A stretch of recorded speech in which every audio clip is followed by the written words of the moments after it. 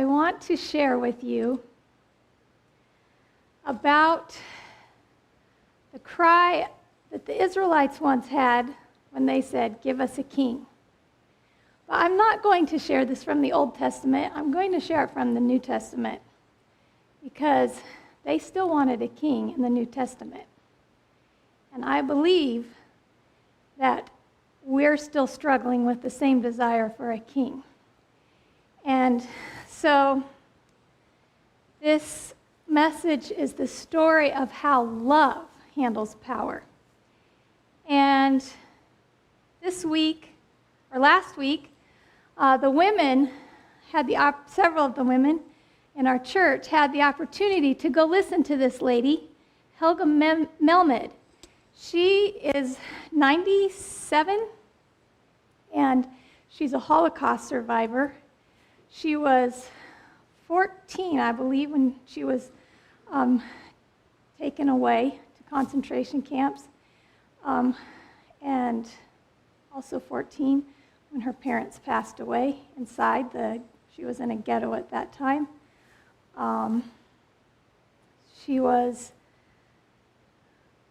Anyway, I'm not going to share her whole story, but she suffered. And she suffered a lot, unimaginable sufferings. And I want to look at why somebody like Hitler wanted to destroy people. Why did he have such a love for power that he wanted to destroy people and cause so much suffering and pain? Helga was 17 when the war ended, and she weighed 47 pounds. That all by itself tells you a lot about the suffering that she went through. She had appendicitis during the war and had to be operated on, where the only anesthesia available was whiskey. But she's still alive, so she lived through that one. She suffered a lot. One interesting thing about her was that she called it a stable where they stayed. I guess she thought it was similar to where horses stay. She shared the same stable with Anne Frank. That was kind of interesting. But why were there people that were so determined to prove they were better than another group of people that they're willing to put this other group of people through this kind of misery? And it didn't start. This problem did not start with Hitler. It started thousands of years earlier. It started before creation. And it started with Lucifer. Because this universe didn't start out with that kind of hatred. It didn't start out with this grasp for power. The Bible tells us that God has all the power in the universe. But he didn't use it for this kind of stuff. God only uses his power to lift others up. And his law, remember, it's summed up in two things, right? Love God first and love your neighbor. And so that is how God uses his power, is to help and lift people up, not to crush them.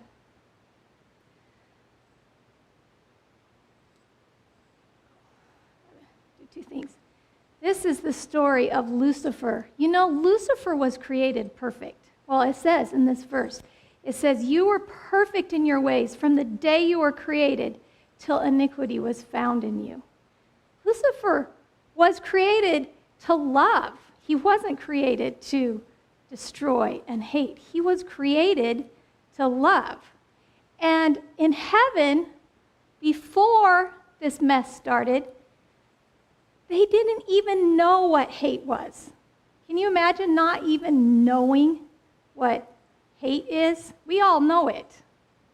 It's one of the things we gained from the tree of knowledge of good and evil. It's a kind of knowledge we gained, is what hate is. They he didn't know it. The angels, they didn't grasp things for themselves. Imagine one angel would go and see the biggest pomegranate and pick it. They would love to share it. They didn't keep things for themselves. They did everything for each other. Their greatest happiness came in bringing happiness to each other and most of all to God. But then it all changed. Lucifer changed. Lucifer wanted the power without the love. He wanted God's infinite power, but not to, he wanted to be like God in the fact that God had power, but not to be like God in the way that God loved. That's what he wanted. And he reasoned, if God sat on a throne, why shouldn't he sit on a throne? Do we ever do something like that? Do we, maybe with other people, maybe we look around and think, well, they have such and such, why shouldn't I? Or maybe we do it with God. And we think, God has all this wisdom and knowledge and power. I want some of it. I actually think we do that. We rationalize. And what causes us to rationalize like this is when we don't believe what God says. And we start putting ourselves in place of God. That's when we start acting like Lucifer. So in heaven, Lucifer, first he started these thoughts in his own mind, right? And started thinking how he was beautiful. That was his first thing. And he was powerful. He wanted power. But in order to have power, you have to have subjects. So Lucifer started going around to all the angels. And this is what he said. He said in his heart, I will ascend to heaven. I will be above the stars of God. I will set my throne on high. He wanted his throne above God's throne. I will make myself like the Most High. So he went around and he started telling other angels of his plans. And do you know what? They had to have a vote. Heaven had a day of reckoning. And do you know that 1/3 of the angels voted to have Lucifer as their leader? That's unbelievable.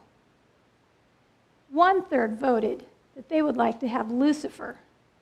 They voted that they would like to have somebody who wanted to exalt himself rather than have a leader who loved them infinitely. That's what they voted for. And do you know what? We're still voting the same way. A whole bunch of us, maybe all of us. When we choose to not follow Jesus, when we choose to exalt ourselves, make ourselves more important, we're voting the same way those angels voted.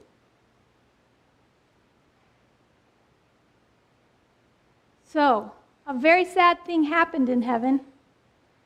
Heaven, the place of peace and bliss, had war. Two words that shouldn't go together, right? War. Why should there be war in heaven? But there was war. It says, war arose in heaven, Michael and his angels fighting against the dragon, and the dragon and his angels fought back, but he was defeated. Satan was defeated. And there was a place no longer for them in heaven, and that great dragon was thrown down.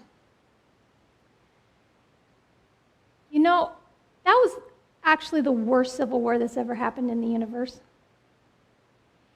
You know, when we talk about the Civil War in the United States, I have enjoyed reading stories and books about Lincoln and different things. Do you know that there were brothers that fought on the north and brothers against their brothers on the south? Can you imagine if you were in battle and you were shooting and your brother was on the other side?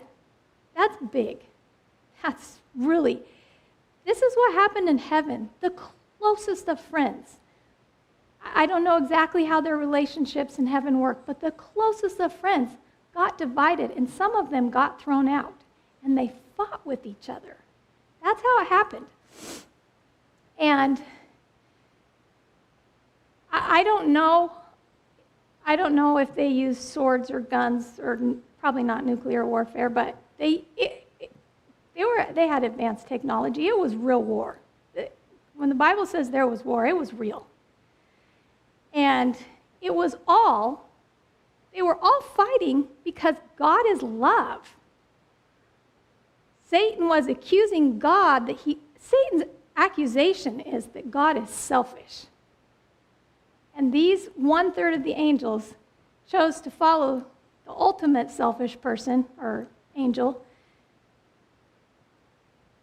instead of the one who is love and has no selfishness in him. And God did what he could to prevent and to give those angels the opportunity. He did everything, but God gives free choice, and those angels had the freedom of choice. So, we know the next part of the story, right? Actually, we talked about it some in the adult Sabbath school class. When Satan was thrown out, do you know where he went? Earth. He went to earth. And unfortunately, Eve believed his lie also. She joined those 1/3 of the angels. And this time, I think Satan exposed himself so we can know a little bit about what he was saying in heaven based on what he said to Eve. He said to Eve, God is keeping the best stuff for himself. He's not sharing the best stuff with you. But he said, if you eat, your eyes will be opened, and then you'll get it. Then you'll be like God.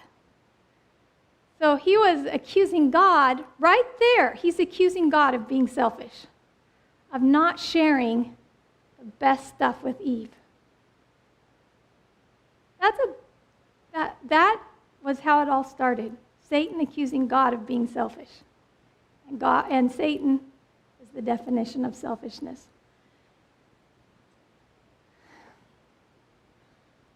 And Eve fell for it.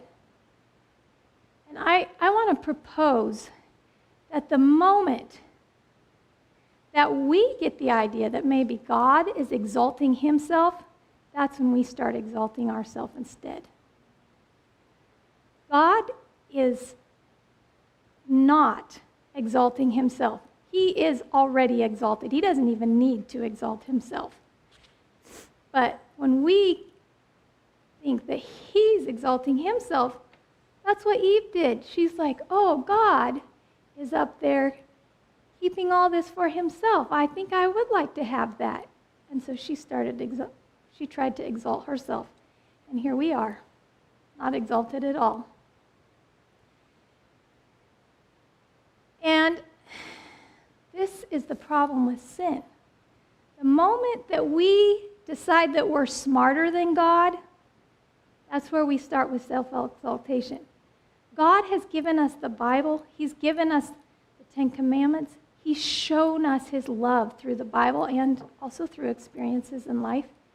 And when we get in our head that we're smarter than that, then we're acting like Lucifer. And it's destructive.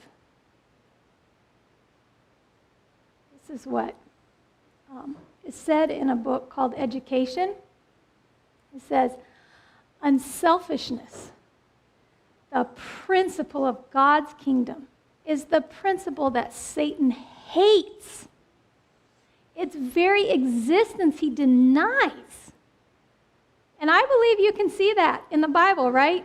He hates unselfishness. In fact, he doesn't even believe it exists. He accuses God of being selfish. That's his accusation. He doesn't think it even exists.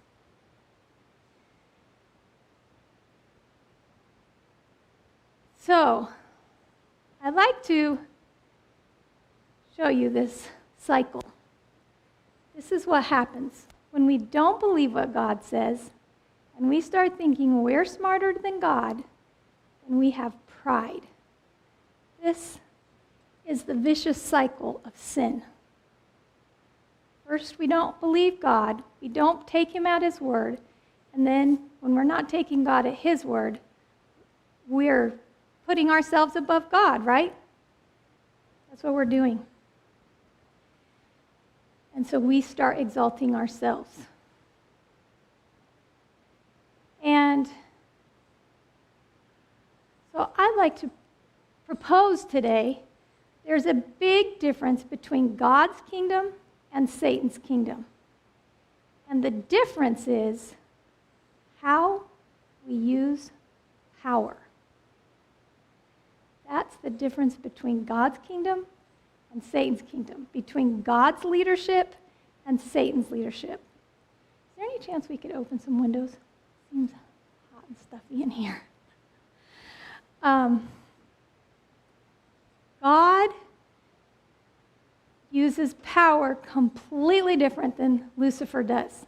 And now it's up to us to see how we are going to use power. Do we use it to exalt ourselves? Do we use it to seek glory for ourselves? Or do we use power to glorify God and uplift other people?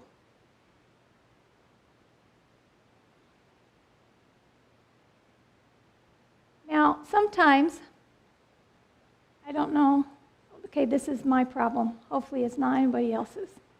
Sometimes I'm really good at looking around at organizations or people and being able to figure out how they're using power, whether it's for good or for bad.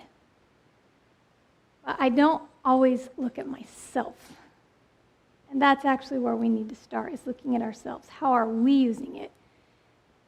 So put away the telescope and the magnifying glass and get out the mirror and say, how do I use power? This is one of the problems of humanity. This is something we love.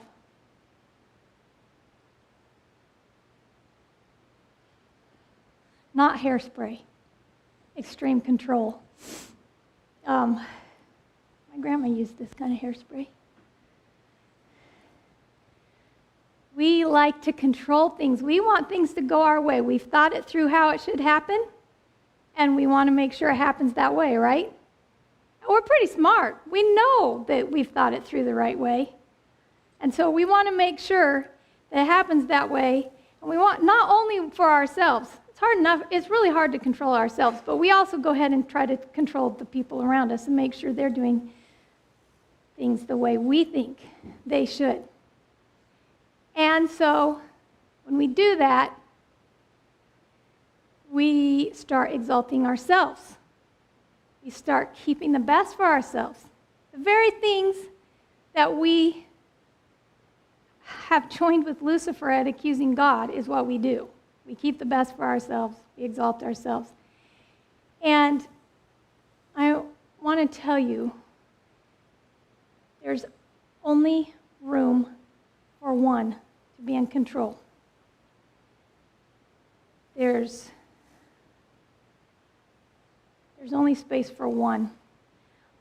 Before I go over this slide, I'll tell you, several years ago, when we attended the Linwood Church, we would go to a nursing home every Sabbath. And there was this elderly man, I don't remember his name. He had Alzheimer's, maybe that's why I don't remember his name. He had been a missionary, a doctor, right? And he was so gracious. He couldn't remember if he told you one thing 30 seconds later, he would tell you the same thing because he couldn't remember for 30 seconds. But he was so gracious that whenever I walked in the room, Leah was a baby. Whenever I walked in the room, he would, part of the time actually I was pregnant with her, he would say, "Oh, ma'am, you have a baby. You need to have a chair." And he would immediately get up out of his chair and give me his chair. He could hardly remember his own name, but he could still be so gracious that he would let me have that chair because I had a little baby. And I thought, when I'm old, if I get Alzheimer's, I want to be like that man. I want to still be willing to give up my chair. So we can start now. We have a throne in our heart, and we need to get off of it and give it up. When we sit on this throne ourselves, it's just a disaster, actually. It causes all kinds of confusion and frustration, discord, because we just don't make very good kings of ourselves even. We need to get off of the throne in our own heart, and we need to let Jesus come on, because when Jesus is on, and then our self yields to him, and then everything comes into order. And our interests are directed by him, and we have harmony instead of discord. But that's not easy. Just because even though we have harmony, it's not always sunshine. Have you thought about some of the experiences the disciples had after they surrendered to Jesus? Only one of them wasn't martyred. That means that 11 of them were killed, murdered. That's not easy. Or John the Baptist, he went to a dungeon. That's tough. It was dark in there. But you know what? He might not have had all the sunshine, but I know he had the joy of God. Because when God is in the dungeon, it's a palace, right? He can make every place better. But he doesn't always take us out of the dungeons. He just comes to them with us. But we have a problem. You know, we want power ourselves, and we're glory thieves. We decide we want to be the king. We want to wear a crown, so we go ahead and make ourselves a paper crown. It doesn't last long. As soon as it rains, a paper crown is really not very good. But we think, if I make my crown, if I set my course, I'm going to have all this power. I'm going to have all this pleasure. Even better, right? Lots of pleasure. Life will be wonderful. But does it work? No. Even the youngest in here know that when we choose our own way, it's not the way that brings the most happiness, is it? No. I would like to propose that power isn't the problem. God has power, right? He has infinite power. So power isn't the problem. The problem is, how do we use this power? Are we using it to make paper crowns? Or are we using it a different way? It's not the real problem. The real problem is when we exalt ourselves and make our paper crowns. God doesn't exalt himself. He only uses power to serve. That's a big difference. And it's actually hard. But sinners use power to serve all right, but serve themselves. So God uses his power to serve us, and we use our power to serve us too. It's not who we're supposed to be serving. God, though, is not a dictator. Even though he has infinite power, he could be a dictator. He could have turned all of us into robots. He could have, with Lucifer, he could have thought, the easiest way to make sure there's no suffering is to zap Lucifer. And what do you think all the other angels would have thought? He could have told them, listen, I know I'm God. I can tell you how bad sin is. That's why I destroyed Lucifer. Don't do it. What would those other angels have thought? They'd be scared, right? They'd They probably would have obeyed him because they didn't want to go up and smoke too. But that's not what God wanted. He didn't want us to obey him because we're scared to death. He wanted us to obey him because we love him with our whole heart. And the only way for him to answer Satan's accusation that he's selfish is for him to prove that he's love. And the only way for God to prove that he's love is to give us freedom of choice. So, God gave us freedom of choice, and he uses his power to lift us up and to help us to come back to that original state. You know, when we are in a relationship of love, you put yourself in a vulnerable situation. God did that. God actually put himself in a vulnerable situation. In our own families, we put ourselves in vulnerable situations. I have 4 kids, and raising kids is vulnerable. Here's 3 of them. Maybe you can tell what happened in all these pictures. Hopefully this summer we're going to add Leah to this list. That's the plan. So I'm going to be vulnerable again this summer. This is Kirsten with her permit, Bryant with his license, and Grant with his temporary license. For those of you who haven't had teenagers yet, letting your kids drive is being vulnerable. The first time that Bryant drove after he got his permit, we were at a stoplight, and he knew, he'd observed us driving, and so he knew some things. And he knew that at red lights, when you're turning right, you can turn right at a red light in this country. Can't do it in every country. And so we got to the light, and we were turning right, and so he just turned. He didn't know that you have to yield to all the people that are coming through turning left with the green light.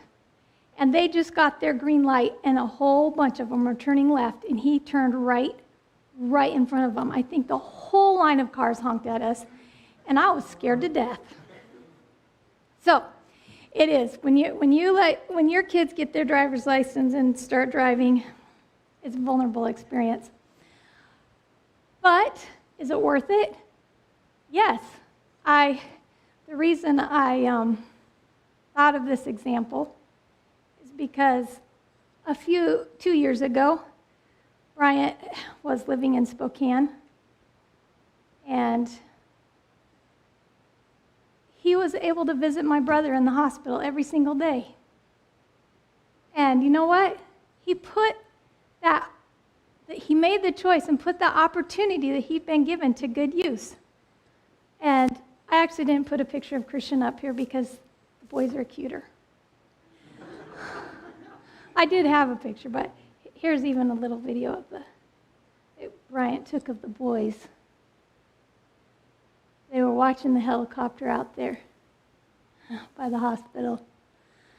So when we give people choice, they can make a good choice or they can make a bad choice.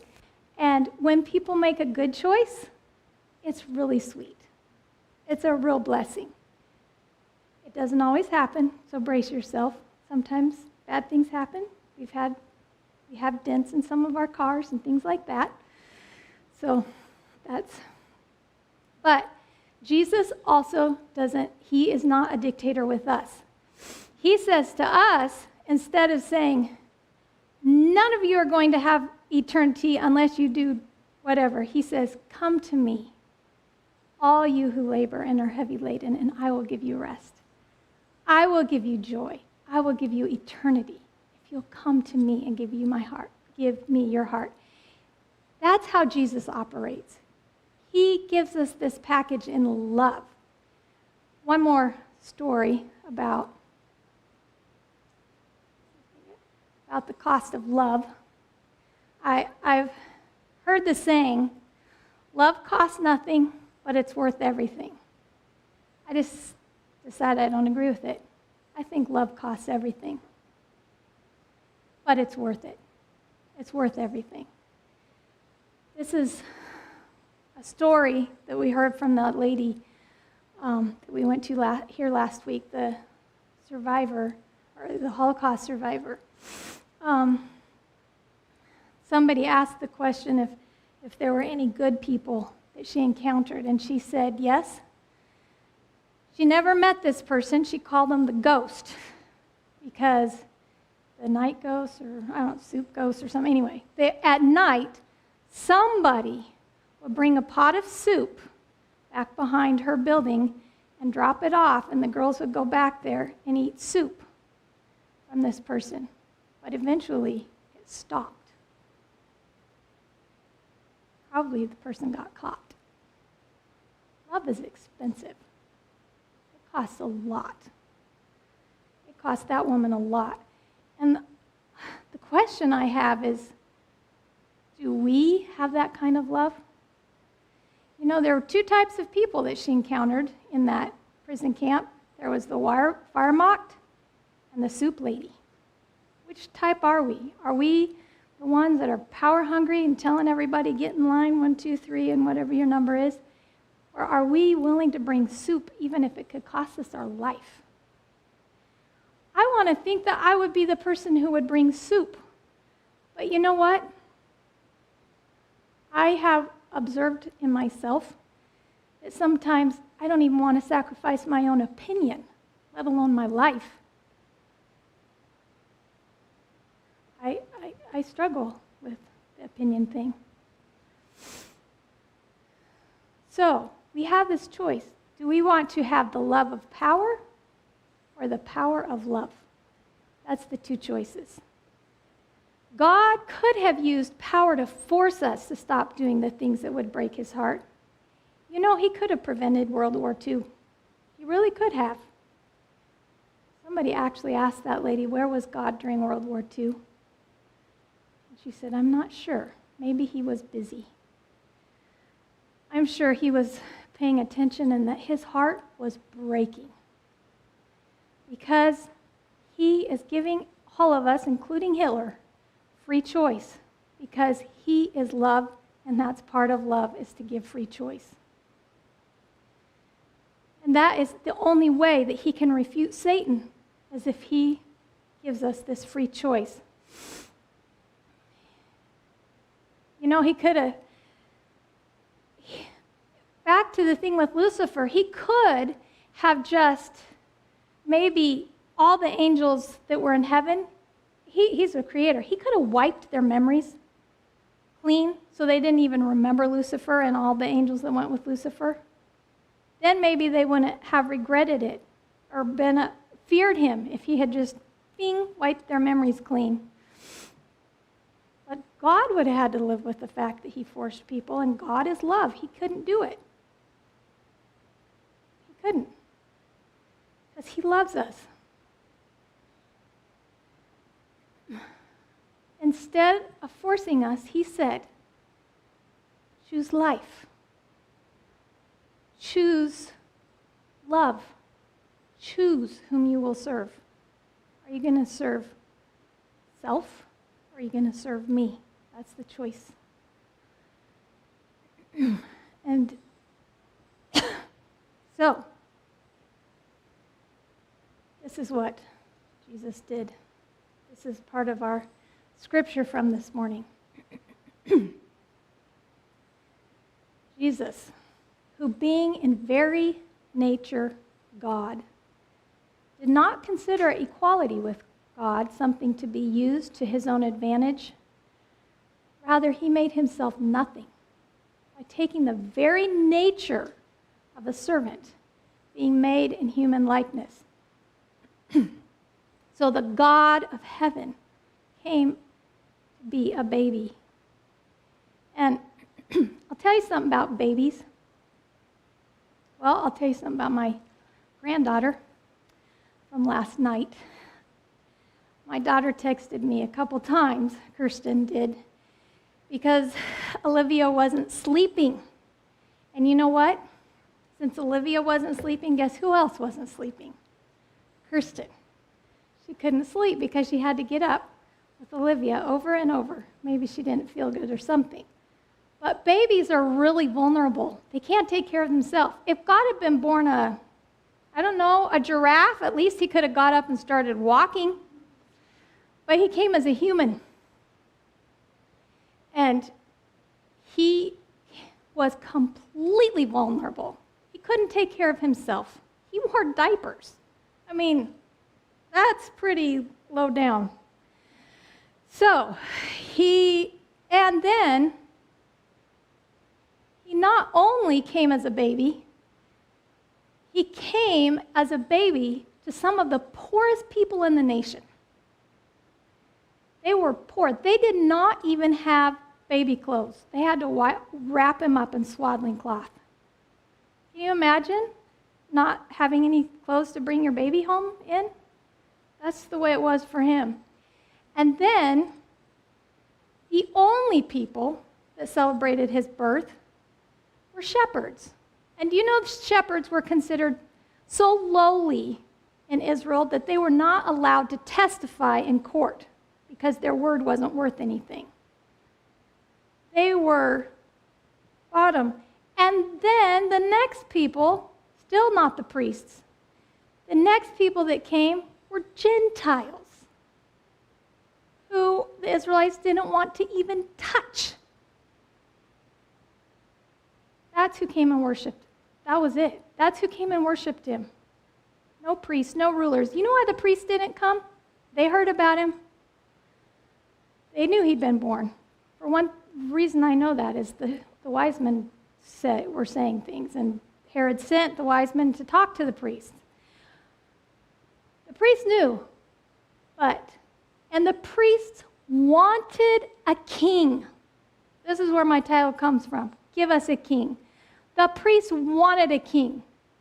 And they knew Jesus had been born, and they had studied the prophecies. They knew that it matched. They knew. But that was not the kind of king they wanted. They didn't want somebody who didn't even have baby clothes. They didn't want somebody that Gentiles worshiped. They didn't want someone born to a poor family. That's not what they wanted. They wanted a king who was going to bring them glory and give them power, because what they wanted was power.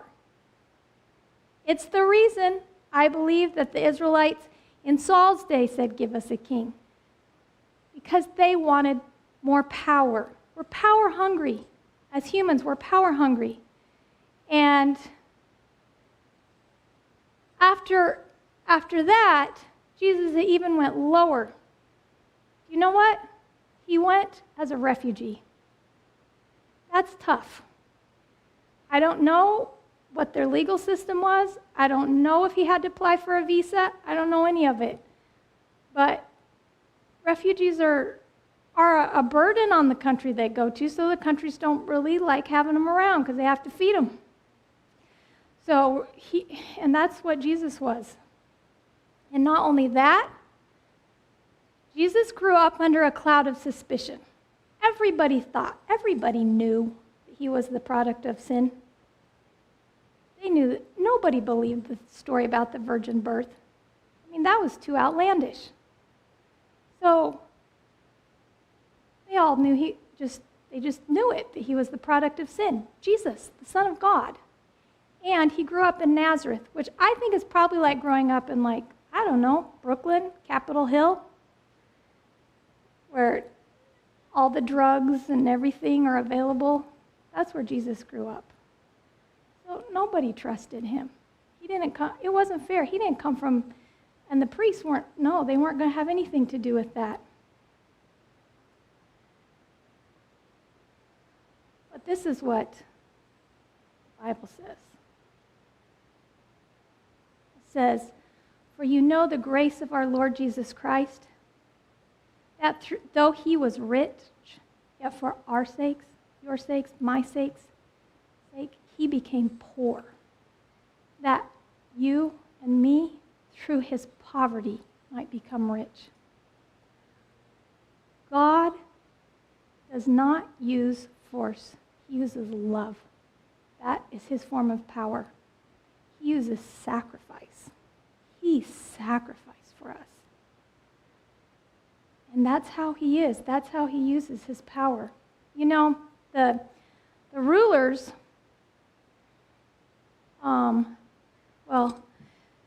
he used his power to heal people, not destroy people. This verse says, all those who had any who were sick with various diseases brought them to him, and he laid his hands on everyone and healed them. He knew how to use power.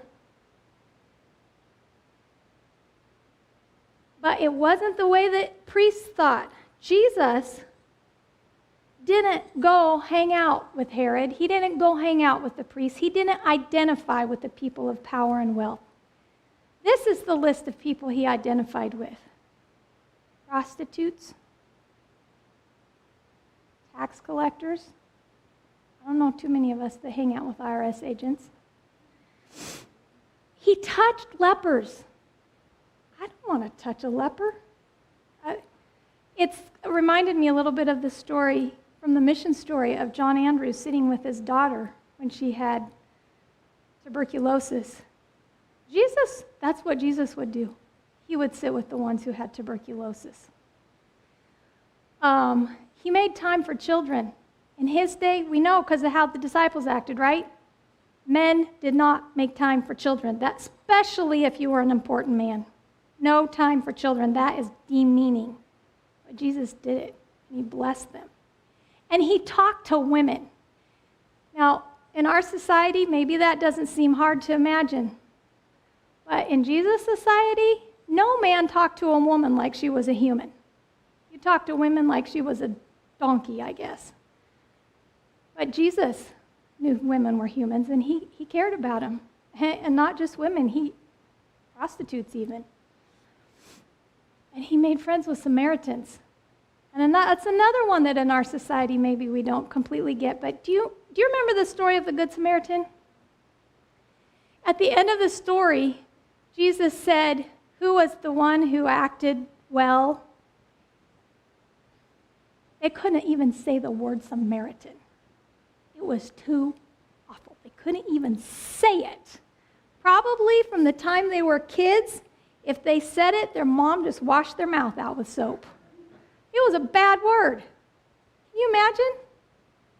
But Jesus went and hung out with those people. And, after Jesus died and the gospel writers started writing about Jesus, these were the things they remembered about Jesus. You know why they remembered it? It was completely different from everybody else.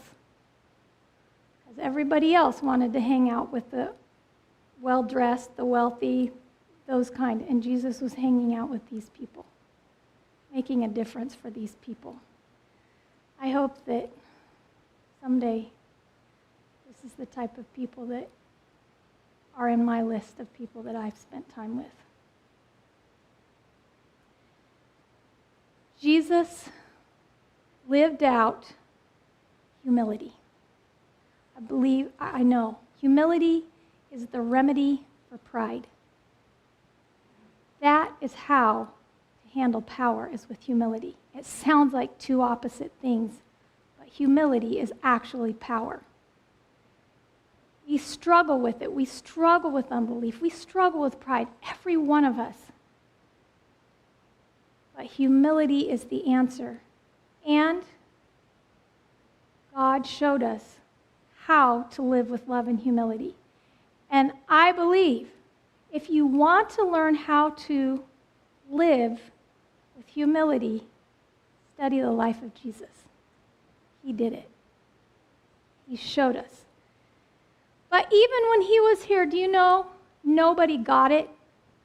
Nobody understood what was going on, even John the Baptist. John the Baptist literally sent his people to Jesus, his own disciples, and said, "Are you the one who is to come, or shall we look for another?" What do you think Jesus thought? John the Baptist.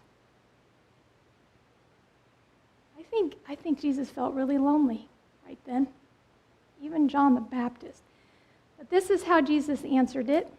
In that hour he healed many people of diseases and plagues and evil spirits, and on many who were blind he bestowed sight.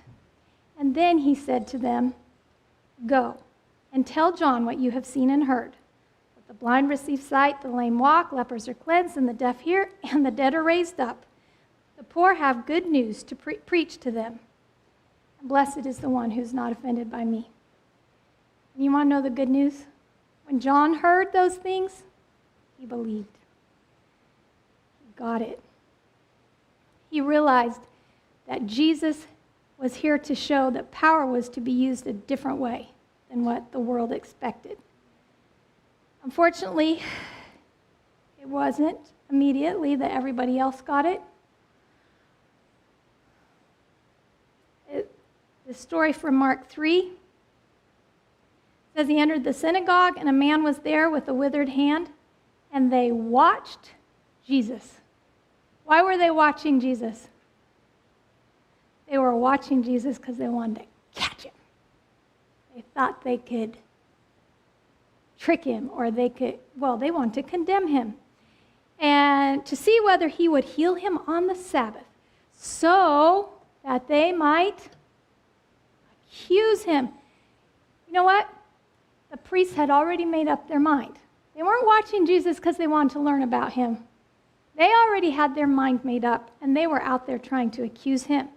And then he said to the man with the withered hand, "Come here." And he said to them, "Is it lawful on the Sabbath to do good or to do harm, to save life or to kill?" But they were silent. And he looked at them with anger. This is one of the times when Jesus gets angry. I believe that the things that when you study the Bible, the things that make Jesus mad is when the church leaders were misrepresenting God's character, and especially when they were oppressing the poor, the injured, or those type of people. God does not appreciate that. So he said, he was grieved at their hardness of heart, and said to the man, "Stretch out your hand." He stretched it out, and his hand was restored.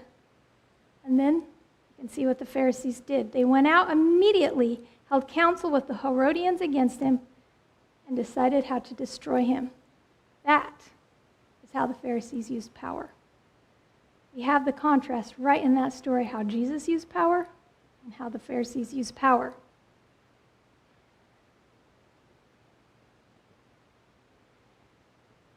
I'm going to skip that slide.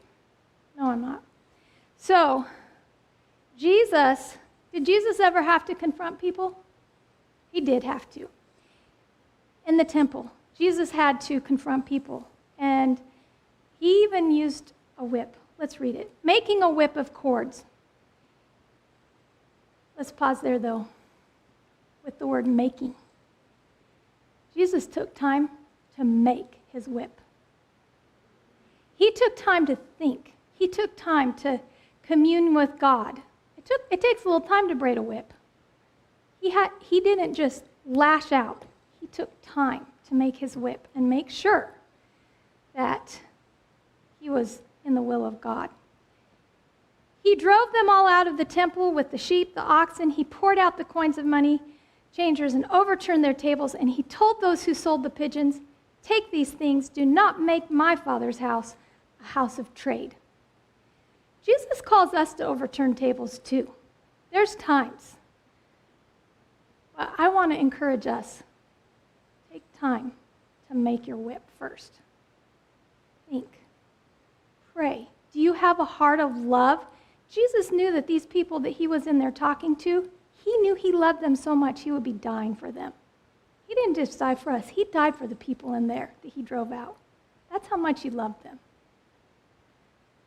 Before we start overturning tables, let's make sure we have that kind of love. So the Jews said, clear back with Saul, they said, give us a king. And then when they were under the Romans, they said it again, give us a king. This is what we want. But they didn't want the kind of king that Jesus was. From the manger to the cross, Jesus' identity as a king was clearly revealed. But they despised him. They rejected him. They rejected his love. Because he rejected their love of power and instead offered them the power of love. They rejected it.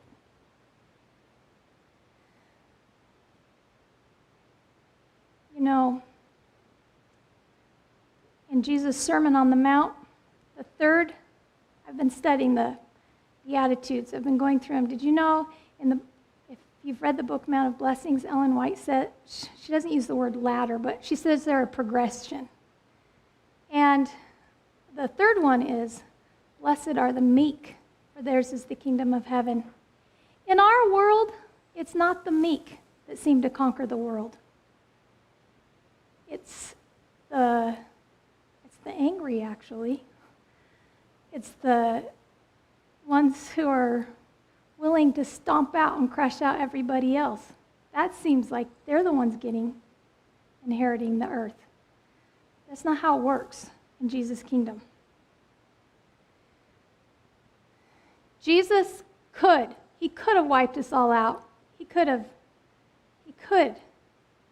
But he was humble. He used humility. With one word, he could have commanded all the power. When he was in Gethsemane, he could have stopped right there and been done with this experiment. Yet he always only used his power to glorify God and uplift others. And when he faces the cross, he says, Father, if it is your will, take this cup away from me. Nevertheless, not my will, but yours be done. Jesus handles power not by grasping it, but by surrendering it. And even in the, and then he explains, he explains to Pilate about how his kingship works. He says, my kingdom is not of this world. If it were, my servants would fight to prevent my arrest. Is that true? When you see leaders in this world or country, do you see the people working under them fighting everybody else? Yeah, that's what happens. That's what politicians, that's what it's all about, is fighting each other. Jesus doesn't run the same kind of program. His kingdom is from another place. So Pilate then said, so you are a king then? Jesus answered, you say that I'm a king. In fact, the reason I was born and came into the world is to testify to the truth. He was here to teach us the power of love. Pilate said to the Jews, behold your king!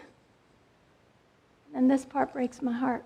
They cried out, away with him. Crucify him. Pilate said to them, shall I crucify your king? The chief priests answered, we have no king but Caesar.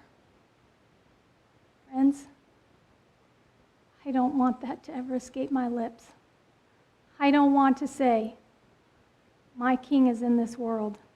I have no king but somebody down here. So he delivered him over to them to be crucified. This is the way Jesus handles politics. It's different, way different. Jesus did this because he knew what we deserved, and he couldn't bear the thought of us experiencing what we deserve. Instead, he got what we deserved. He couldn't handle it for us to go through it. says, and he being found in appearance as a man, he humbled himself by becoming obedient to death, even the death on a cross. And you know, Satan, he was there till the last breath. He had been saying for thousands of years that Jesus had, inside there was a part of him that wanted to exalt himself. And he worked till Jesus' last breath to try to get Jesus to exalt himself. But it wasn't there. Jesus didn't have that in him. He wouldn't exalt himself because God is love. So the opposite of unbelief and pride, and the way that we reverse sin cycle is faith and humility. When we believe, and then the next thing that follows is humility. Never think that pride or unbelief, since everybody has them, it's not a big deal. It's poison. It destroys us. When we have a love of power, it destroys us, and it can destroy those around us too.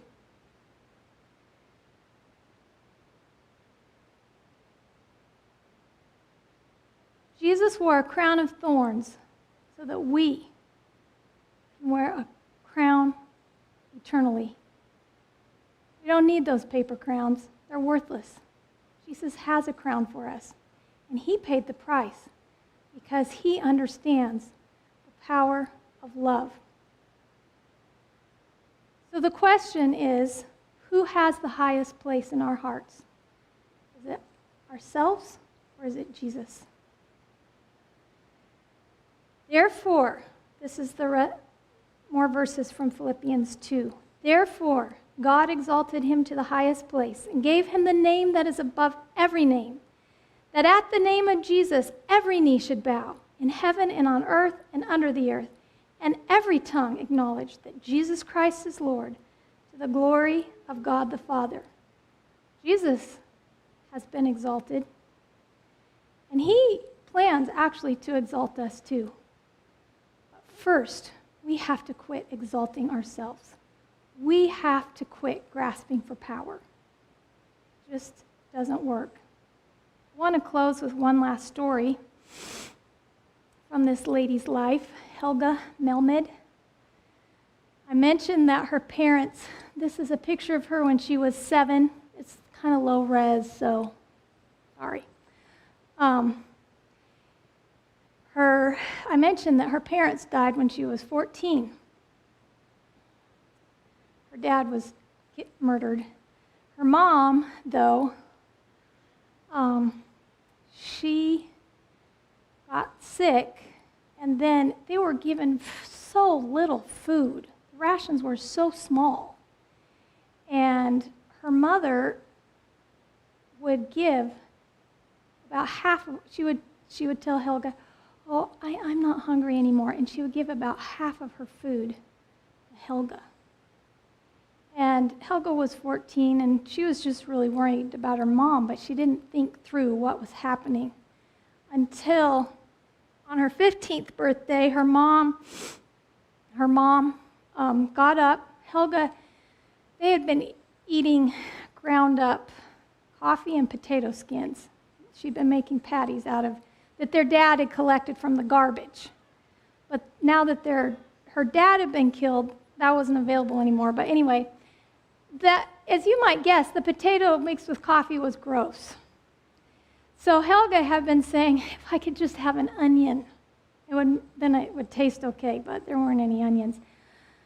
So on Helga's 15th birthday, her mother came, or when Helga came back from work, her mother was sitting up on a chair. She'd been in bed for a while. And she said, "I have a birthday gift for you." And she gave her an onion. Of course, the patties were gone, but Helga was thrilled. She ate the whole onion. She said, we heard her, she said that was the best birthday gift she ever received. The next morning, Helga's mother was dead. She had died of starvation. She had sacrificed for her daughter to live. And this is why I believe love costs everything. Love costs everything. But do you think in eternity that Helga's mother is going to regret what she did? She won't regret it. Do you think the lady who brought soup, who may have lost her life, is going to regret taking the risk? You know, it's not easy.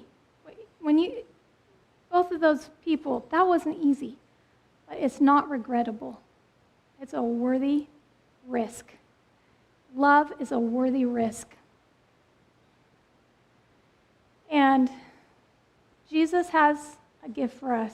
He wants to offer us the power of love and the power of humility.